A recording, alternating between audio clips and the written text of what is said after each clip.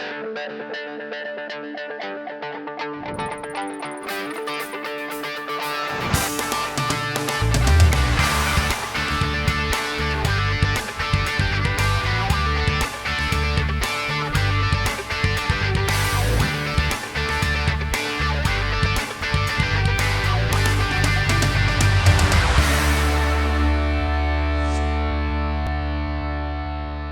I'm Kyle. And I'm Julie. This session is Getting a Grip on Your Emotions, the first session of Couple Talk Part 2, Cracking the Code to Handling Conflict. For some of you who took a bit of a break between the final session of Part 1 and this session, I say, welcome back. For others of you, this is the 6th session of the 10-session program you are going through from beginning to end. And I say, good to see you again. And for any of you that skipped Part 1 and are starting your first session with Couple Talk Part 2, go back to Part 1. Part 2 builds upon everything that we learned in Part 1. Sessions 6 through 10 build upon the foundation laid in sessions 1 through 5. Think of the worst moments in your relationship with your partner. Whatever it was, you probably remember it in vivid detail. And more than likely, your emotions got the best of you on that day and probably made a bad situation even worse. It's happened to all of us. When people get married, they think they are on the expressway to happily ever after. But for many of us couples, somewhere along the way, a season of life reality check forces us to take a pit stop from our fairy tale ending. You find yourself in what feels like a hopelessly never happy relationship and don't know how to change it. Strong emotions and feelings kick in and can make things seem even worse. We went through a season like that. It's no fun and at the time felt impossible to overcome. In today's session, Don and Alex give practical ways for couples to avoid making a bad situation worse. I wish we had learned this stuff before going through what we went through. Thankfully, Couple Talk has helped us avoid getting anywhere close to those dark moments in our marriage. I totally agree with you. So pull out your workbook, turn to the Getting a Grip on Your Emotions section, and get ready to take some notes that you will refer to again and again. Here's Don and Alex Flecky. Welcome to Part 2 of Couple Talk, Cracking the Code to Handling Conflict. This first session is Getting a Grip on Your Emotions. We're glad to be back, sharing this segment on handling problems and conflict, lingering hurts. Doesn't sound fun, but if you're going to be happy and growing closer for life, you've got to deal with it. So now we'll turn our focus to handling things when we get into conversations that seem to go downhill. You'll be learning some really good practical stuff that you can use in everyday life. And we'll be doing it using those core values we told you about in the first session of Couple Talk. Remember, there was being open and honest with our partner, but also being caring and compassionate. And then finally, that third value was commitment, which means commitment to the relationship. What I want as an individual or what Don wants as an individual is not as important as what our marriage needs. So with those values and with scripture to guide us, we'll be walking through some issues, perhaps some hurt feelings, forgiveness and apology as we crack the code to handling conflict. So we are going to cover a number of practical steps that you can take. For instance, if anger is getting a hold of you and taking over, or if you are just beginning to get tense and irritated. So let's start. Your workbook has a couple of verses, one from Proverbs. A hot-tempered person stirs up conflict, but the one who is patient calms a quarrel. And in the Psalms, don't sin by letting anger control you. So we know that anger can lead to sin. But anger is a feeling. By itself, it's not right or wrong. But it's what we do with our anger that can be a problem. In your workbook, there are two statements. One is, if someone does something just too awful and I lose it, it's not my fault. Or, no matter what buttons are pushed, my actions are my responsibility. Which do you believe? Which do you act like you believe? No matter what people do to push our buttons, how we behave when we're frustrated or angry is our responsibility.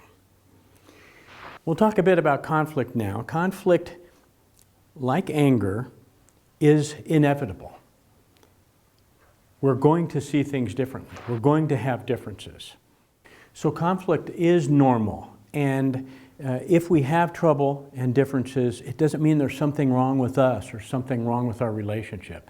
In fact, it can be healthy. We grow a lot through conflict and through the differences that have to be worked out. So anger is normal, feeling hurt from time to time is normal, fear is normal, and all of those things can be healthy for us. And our response to those can all be skillful. Now, when you're in a conflict with someone and you start to feel angry or hurt, how do you react? Generally, there are two ways that people tend to react, two typical reactions. The first one is fight, attack. Can't let that issue go. Have to deal with it right now. I am an attacker. Yes, she is. Yes. And others, on the other side of the spectrum, take the flight mode. They want to avoid. It's sort of like this, can't we just get along? We're getting along well, let's not talk about it. It feels too uncomfortable, it'll bring up problems. So what you can see is both sides of that spectrum can cause harm in a relationship. If I'm attacking, I may drag our relationship down. But if he's avoiding, he may not be addressing issues that we need to address in our relationship. So no matter what side of the spectrum you might find yourself falling on, you can use these techniques you'll learn in this session. And we'll present these techniques using the word picture of a traffic light. Red are things you can do when you or your partner are out of control. Yellow are things you can do to stay in control when you need to proceed cautiously. And green is when the conflict is over to get back on track more quickly. So first, getting a grip when you're in the red zone. What is the red zone? That's when one or both of you can no longer stay skillful. And we'll use that word skillful as we're describing these techniques and skills. So recognize those signs when you're in the red zone. Your feelings are just too intense and you're noticing it. In fact, we'd like you to consider, each of you individually, what signs do you notice when you get angry? What do you feel in your body? What changes happen? And we want you to become aware of those signs. So you may have your own particular signs of anger, and we want you to become aware of them. So red zone is when you're flooded and there's so much emotion that you're not sure that you are going to be able to behave in the way that you should. And here's what you do when you find yourself in the red zone. You take a timeout. And research verifies the wisdom of taking a break when you are in this red zone of being flooded with anger. And there are 4 steps to a timeout. First, call a timeout using a timeout signal or phrase. Right. So sometimes couples decide to use a nonverbal signal that just says, got to take a break right now. This is sports, so it's kind of natural to do that, yeah. Could be, yeah. I have a timeout signal I use, which is actually a phrase, because I have a tendency to use words in disrespectful ways. So we have had conflicts where what I say to Don is 2 hours. And that says to him that I am going to go and do what I need to do for 2 hours, which is calm down. And Don knows that it's a good idea not to pursue me and say, no, why don't we keep talking about it, right? So you can use your own personal signal or phrase. And it's really a wonderful thing if you can include some reassurance. Like, Don, I think I need to take a time out. We'll work this out later. I need some time to calm down. So you see, just having a touch and a good tone of voice and saying, I'd like to have a time out. I'll be a better listener. I'll feel better. Right. So he would feel better about that. He wouldn't feel like I'm abandoning him. He would feel like I do want to work it out and I'm going to go prepare to be a better partner by taking a break. And that second step is take time to calm down. There are examples in your workbook, make your timeout count. And these are a list of strategies that match research on stress management. So it lists a bunch of different ideas that people have used to calm down. Some of them are active, like running, going to the gym, pulling weeds. Some of them are more passive or slower, like maybe journaling or praying or taking a hot bath. So we'd like you right now to take a few moments to look over making your timeout count and mark a couple of the options that you could choose when you are in the red zone.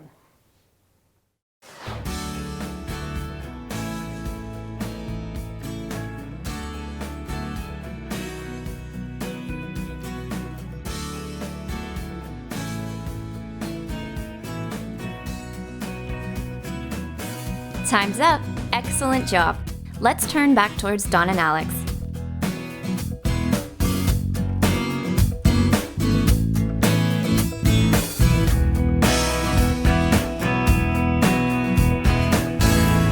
Okay, the third point is take time to reflect.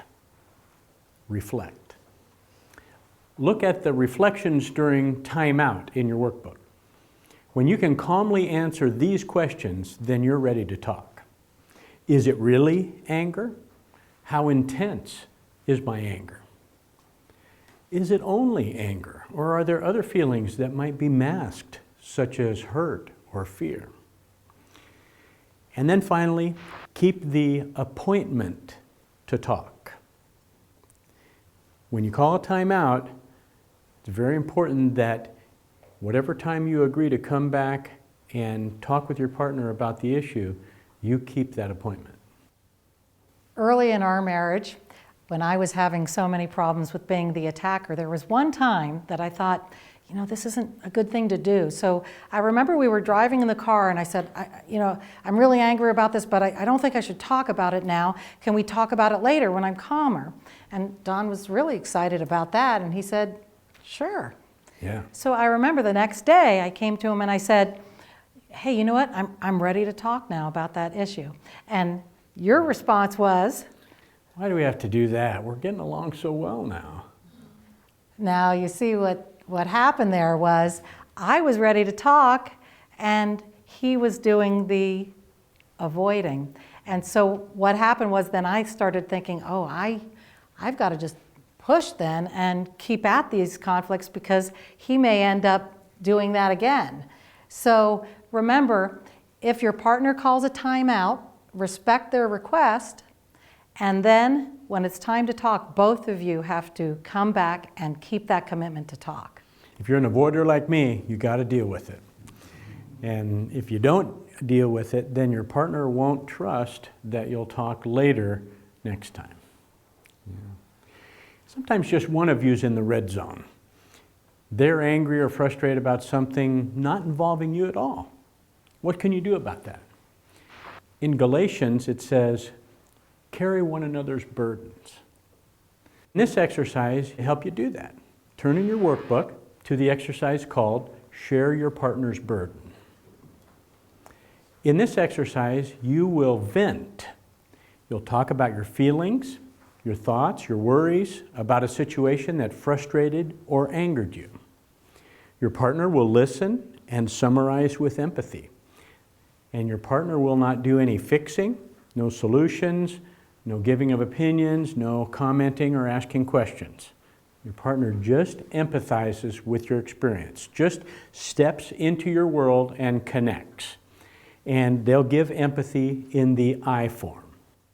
Now, the topic that you will choose for this exercise cannot involve your partner directly and cannot involve your partner's blood relative. So that means you cannot vent about your father-in-law or your brother-in-law, and you cannot vent about your children. So we're going to do a demonstration now, and Don has something he's going to vent about. It has nothing to do with me. I probably wasn't even there, and he's going to vent and I'm going to listen with empathy. We'll do a few turns and then have you do this exercise. Okay. And I'll be venting, so I'll hold the expression stick. I just want to vent a little bit about something that happened just the other day. I pride myself on being a guy who can find my way anywhere and knows where I'm at all the time. And I was driving, and because of some construction, I missed a turn and went the opposite direction from where I was supposed to go. And I didn't realize it for quite a while, went probably 10 miles out of the way. It happened to be a time when I was in a hurry and needed to get somewhere. So as Don, I am a really good driver, and I know my way around really well. The kids even still call me up and say, how can I get somewhere? And I have to give them directions really quickly. And so I was on the freeway, and what happened was there was some construction in the way, and there were some signs that somehow maybe were out of place, and so I ended up not where I was expecting to go.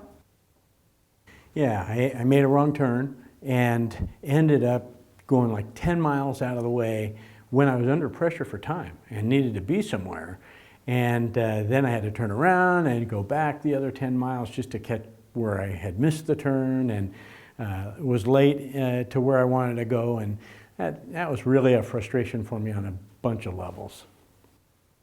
So as Don, I went out of my way, and then I had to find my way back, and it made me late, and I was really frustrated, and part of it is because I am never somebody who has this happen to this kind of thing happen to them. And so here I am coming in and saying, I got lost, I got mixed up, and so there's a bit of an ego hit here because I'm capable. This is my area of expertise, and I really fouled up. Yeah, you got it. That's right. I expect to do better than that, and when I didn't, it was embarrassing, and having to be late was embarrassing as well. So as Don, I ended up feeling embarrassed because this is just not an area I'm weak in, and so that was a real frustration. Yeah, thanks. Good. Okay, so you saw Don demonstrate one side, and then it would be my turn to then take the expression stick and vent about something that was frustrating me. So now it's your turn. We want you to choose a topic, and each of you will vent to the other. And we would like you to turn your chairs so that you're facing each other knee to knee, and we'll let you know when we're halfway through. We'll let you know when there's a minute left, and the music will come up as it's time to return to the group. Ready, go. All right, let's take a moment to practice what we've learned. Turn and face each other so you're knee to knee. Go to the page numbers shown on the screen and begin the exercise.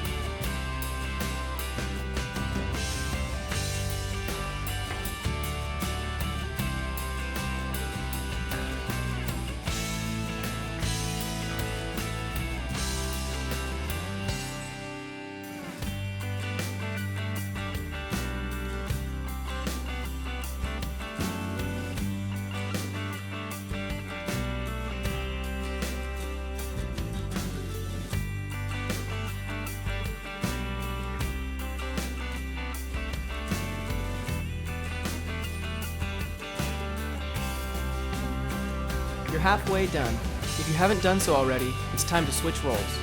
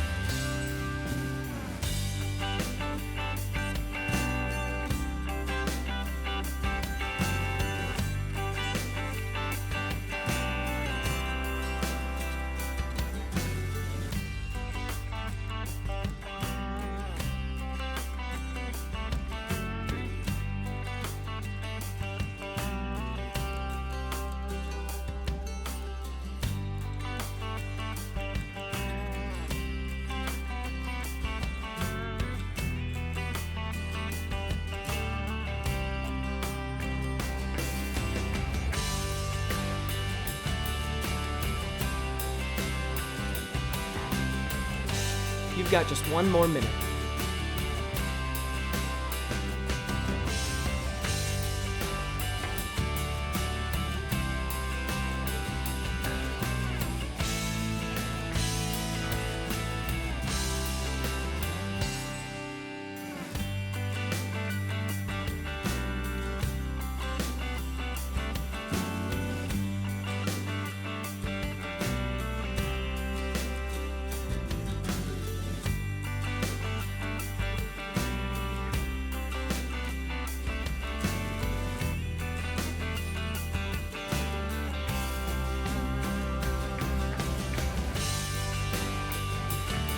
Time to return to the group. Dawn and Alex are getting ready to start up again.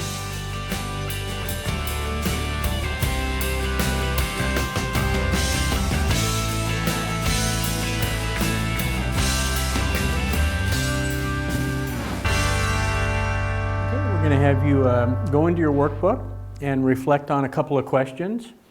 What if your partner could or would give you the gift of empathy whenever you asked for it? How would that change things? Okay. Go ahead and write in your book. We'll give you a minute for that. On your own, complete the quick debrief.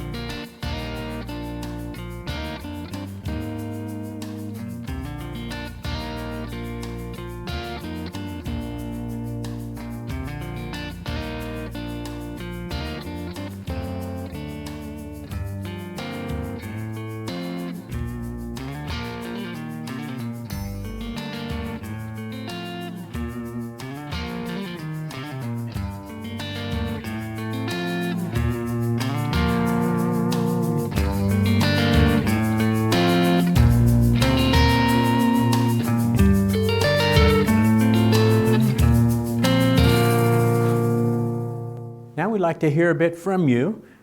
How was this venting exercise? How'd that go? Tia? I liked it because I can vent a lot, and I tend to just have all these words spewing and go on for minutes, and then sometimes he'll understand me and he's listening, but he won't really say anything. So then it makes me feel like I'm not being listened to, and then I get upset about it. So the fact that they have to repeat it back and listen and engage, I just feel like now we're in this together instead of me just saying all these things and not having anything afterwards. Yeah. Imagine your partner's just come home from work from a terrible day. Wouldn't it be a sweet gift to give to them if you were just available to let them vent, let them share their rough day, tell you about it, and not have them hear you criticize or advise or say, well, why didn't, or question what was going on? I mean, it's a sweet, incredible gift that we can give to each other, because we all have times like that. And now you know how to do it. You have the ability now to give that gift to each other. So can you see how you can help carry one another's burdens, like the scripture says? Yeah? By giving them a safe place to unload their hurts and frustrations. And remember not to give advice or start asking too many questions about it unless that's where the conversation goes when your partner has calmed down. We're not trying to stifle that opportunity to talk about something or ask questions, but this is a venting exercise, an opportunity for you to let your partner to unload, help them unload those frustrations, those feelings. So once they've unloaded them, then you have your time to talk. Ask questions, do that. And wouldn't it be sweet if then you prayed with your partner about that frustration? There's another option for you. So you can vent with them, allow them to get that off their chest, and then have a time of praying with them about that. So turn to your partner and take 1 minute and share your answers to those questions that you wrote in the workbook. Go. Turn and talk to your partner about how this exercise was for you.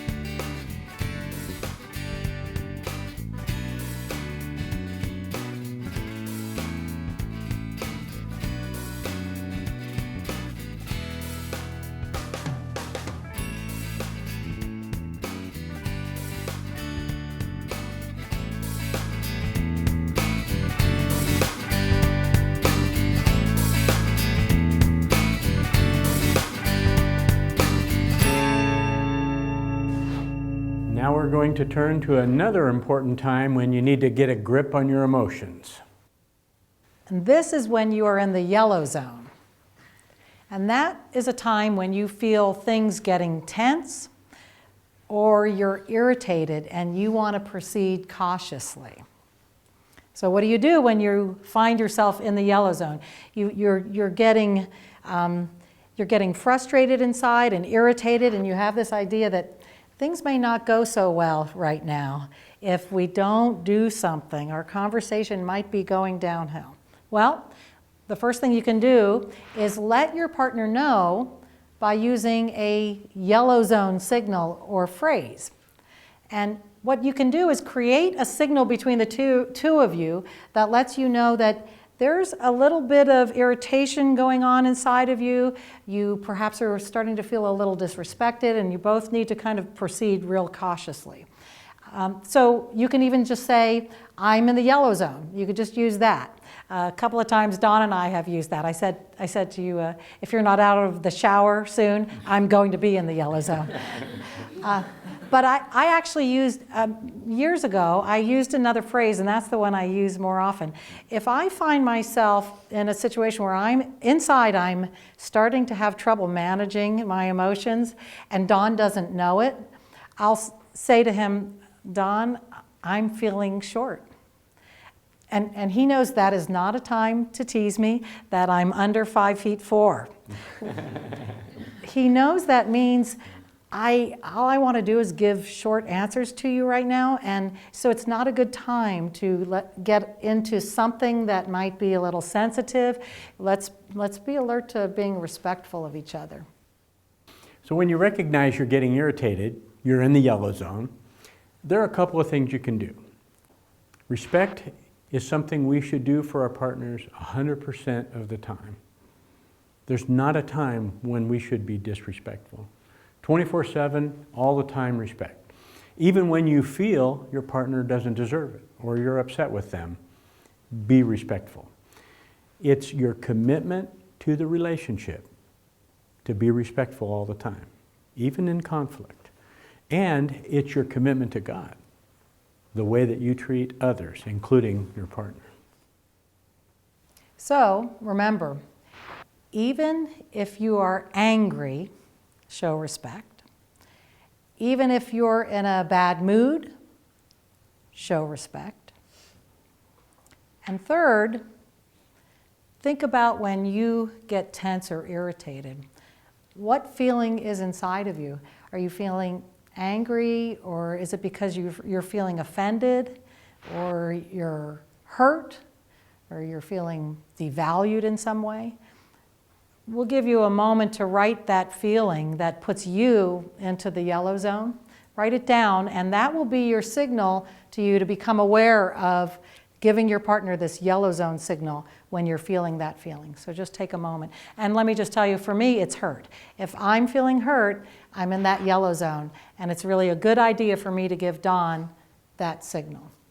So just take a few moments and write that feeling.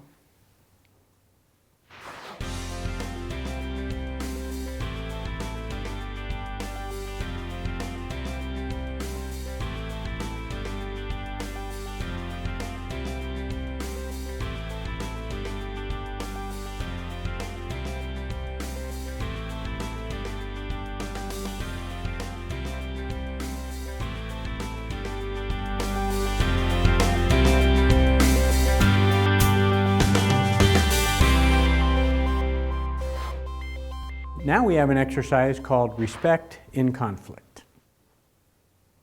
What happens when the two of you have conflict? What things do you do and say to each other?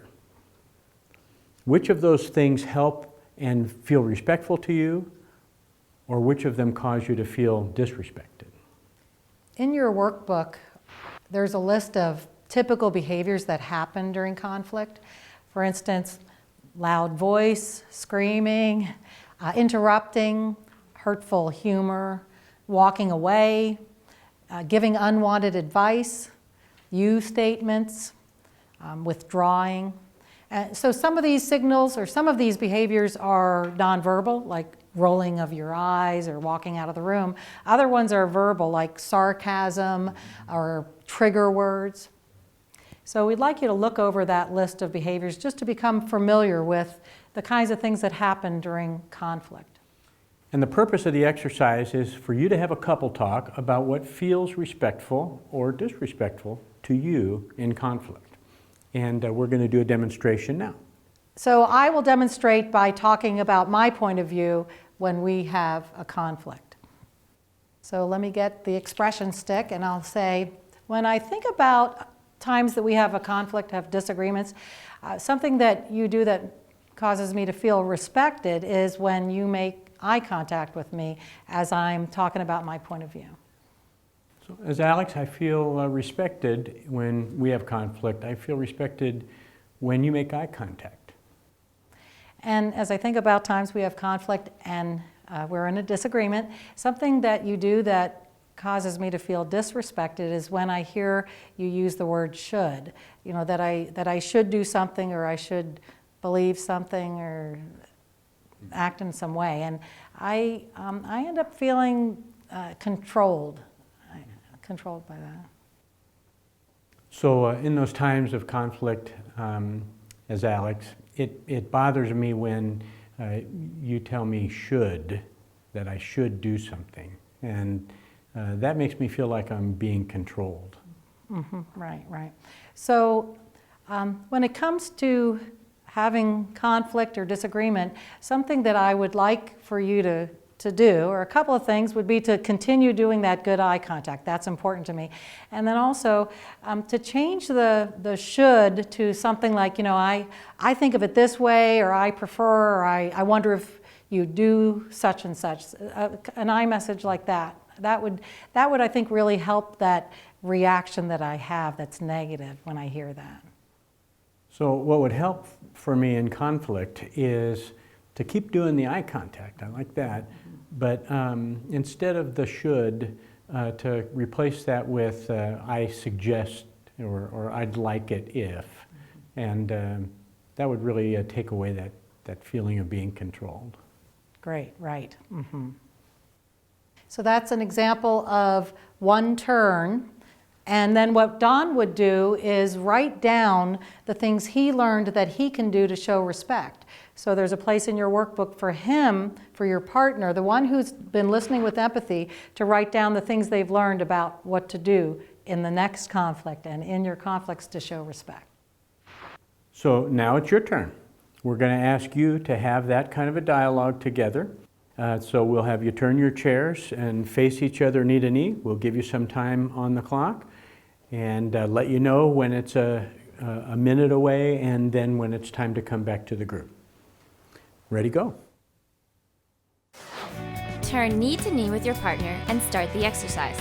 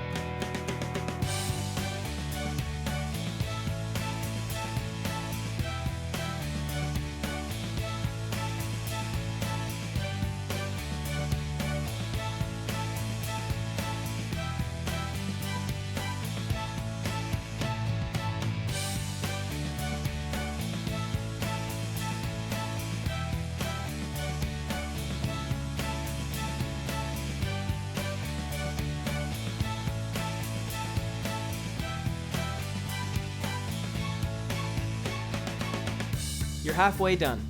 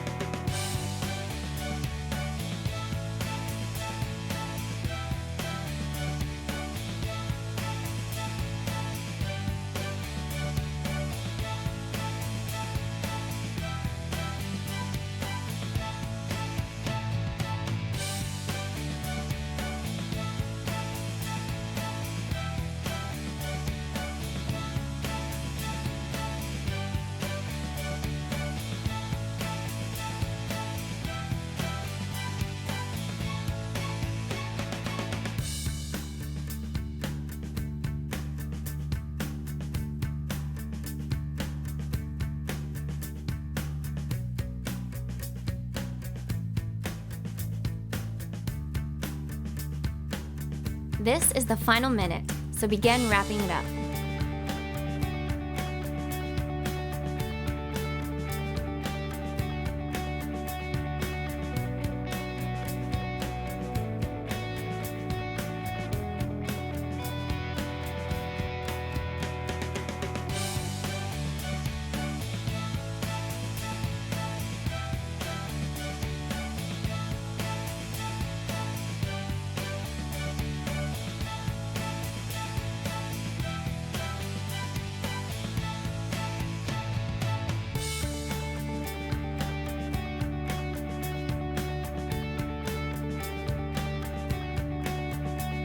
Time to return to the group. We're getting ready to start up again.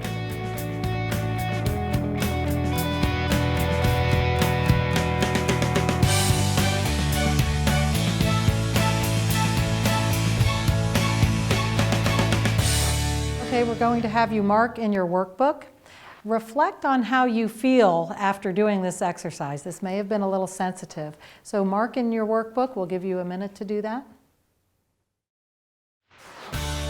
Look at your workbook and mark the debrief on your own.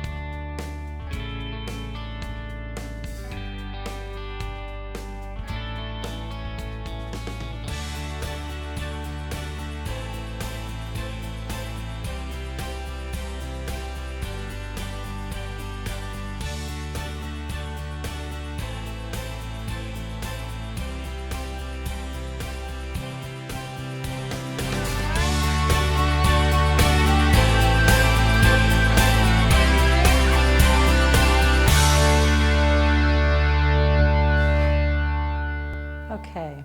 One thing I'd like to note here is that you may have discovered this yourselves. For one person, one particular behavior feels disrespectful, and that same behavior doesn't feel disrespectful to the other person. For instance, interruptions is an example for us. I don't mind if Don interrupts me when we're having a disagreement. Actually, it feels like he's... I can resist. It feels like he's engaged with me, you know? And so it's like, yeah, sure, we're having this conversation, interrupt, it's no big deal. That's not on my list of behaviors that make me feel disrespected, but it is on his list. And so just because I don't mind being interrupted doesn't mean that I don't have to be alert to times when I'm interrupting him. So I have to monitor myself and show that kind of respect to him when he asks for me not to interrupt him. So that's on his list of behaviors that he would like me to change. And I'm still trying to do that, right? Okay, so now we'd like to take a minute and find out how that exercise was for you. Yeah, you were talking about conflict, might have been a little bit tough, so we'd like to hear from some of you. Jerome.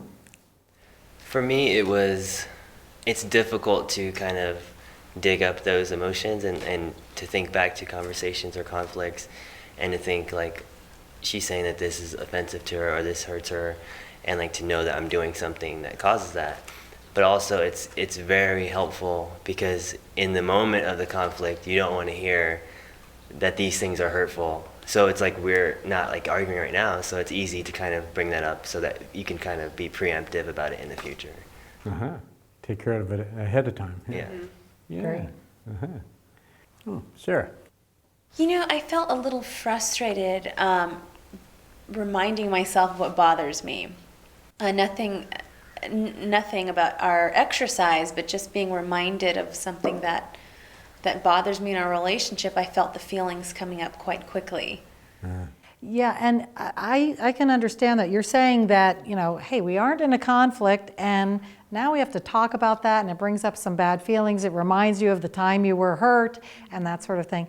But the good news is that you have identified some things that hopefully then will not cause the negative feelings later when you are in a conflict. So as difficult as this is, it was planned for you to talk about what it's like to have a conflict when you aren't in a conflict. So just take encouragement from that.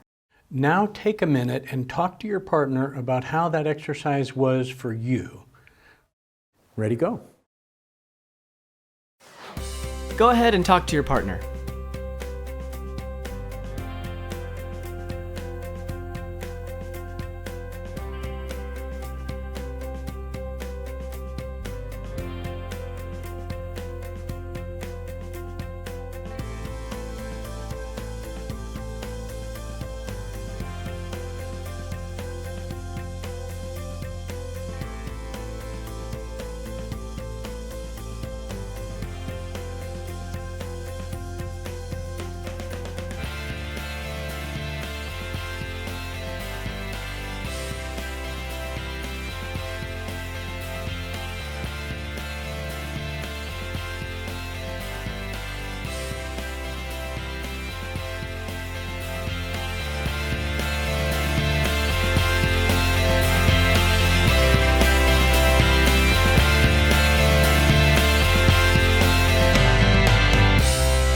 Now we'll turn to the green zone.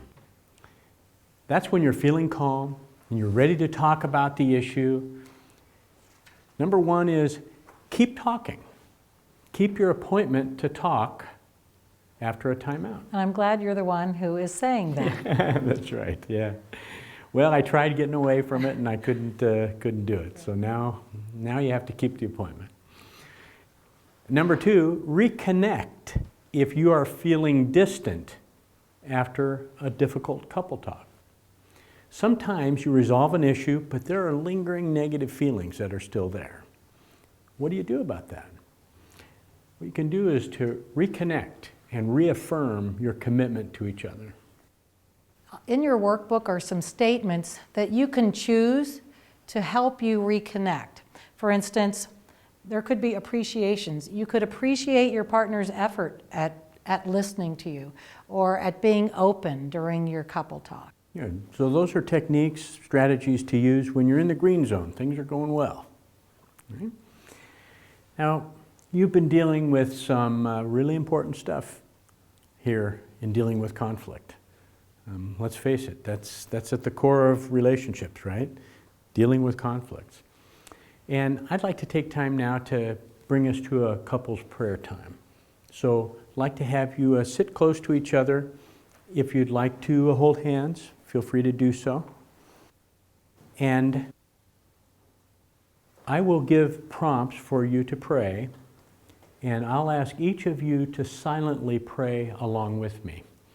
And I'll allow a pause there for you to have your time talking with God. And so you're praying silently, but this is you and your partner together praying, talking to God about the topic that I prompt for you. Okay? Let's pray. Ask God to help you remember to be respectful in conflict.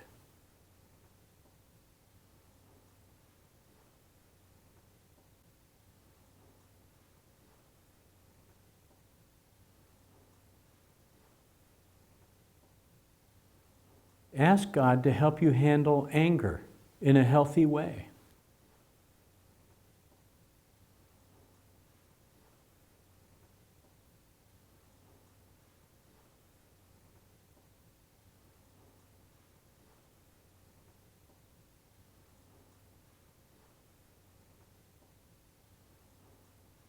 Ask God to help you give grace when you feel disrespected.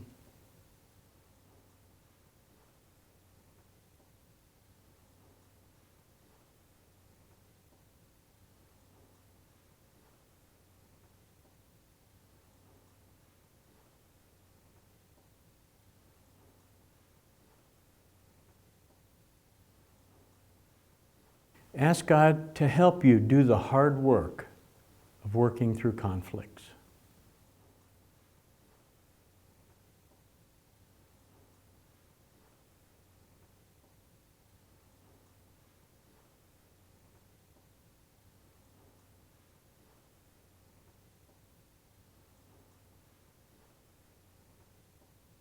Lord, we've all got these natural responses to feeling hurt or angry, and some of them damage our partner.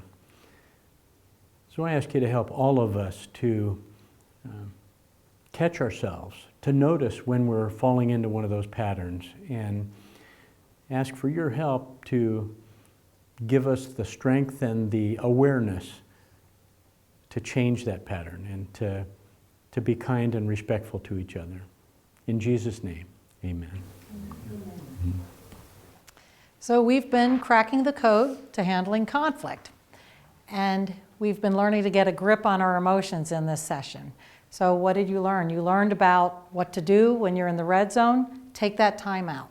When you are in the yellow zone, give your partner a heads up. Say, I'm in the yellow zone, or whatever you've chosen to say to alert them. Or I'm short. Or I'm short, right.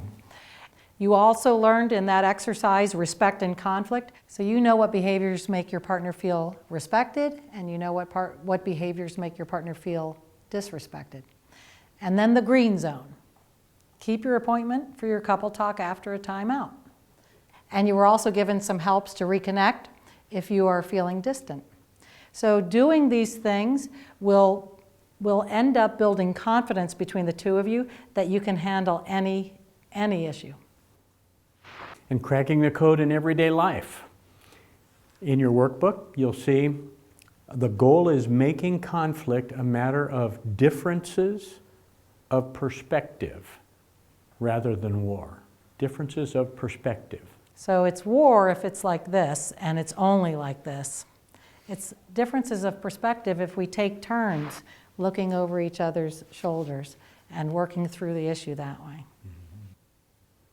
To do this, remember two things. Control your emotions. Don't let them control you. And your response is your responsibility. And now we've spent a whole session talking about conflict and maybe some difficult things. Let's take time now to give each other appreciations.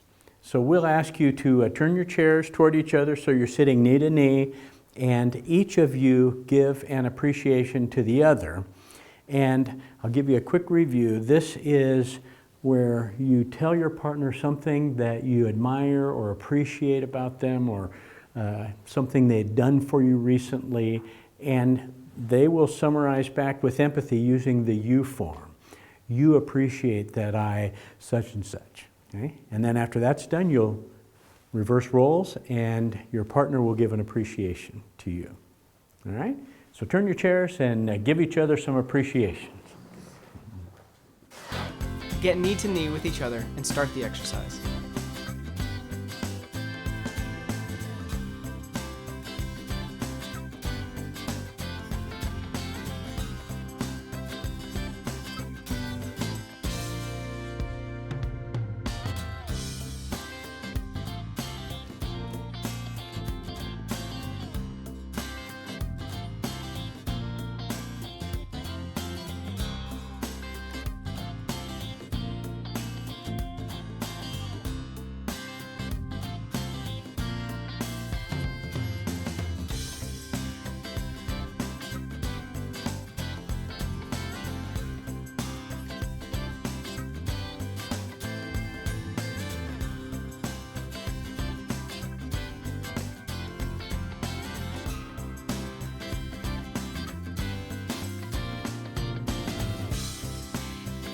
You're halfway there.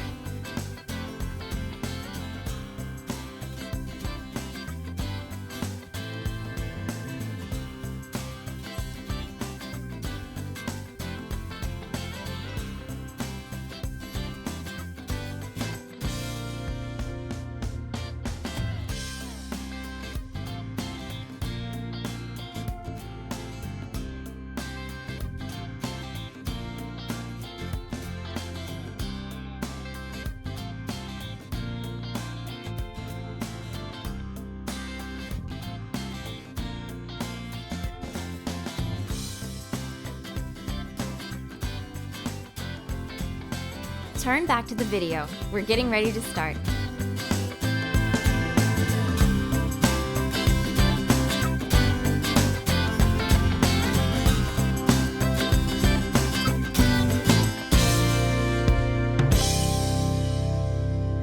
Well, we've begun cracking the code to handling conflict. In this session, you learned about getting a grip on your emotions. And the next session will be digging deeper during disagreements. So we'll see you next time.